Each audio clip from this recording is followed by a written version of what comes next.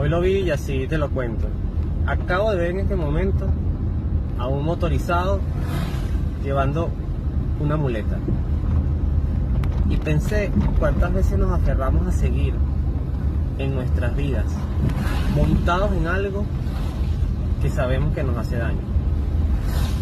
No puedo afirmar que la muleta que llevas o la afección que implica que lleve la muleta haya sido provocada por la moto, pero sí sé de muchas personas que han tenido accidentes en moto y precisamente los han tenido por imprudencia, por mala fortuna o bueno, porque no tienen quizás el dominio todavía del vehículo. Entonces, no nos aferremos a andar encima de cosas que nos hacen daño. A veces preferimos andar en muletas, pero montados en las mismas situaciones que nos hacen daño, antes de cambiarlas y buscar nuevas formas de movernos. Que Dios te bendiga, nos vemos en la oración.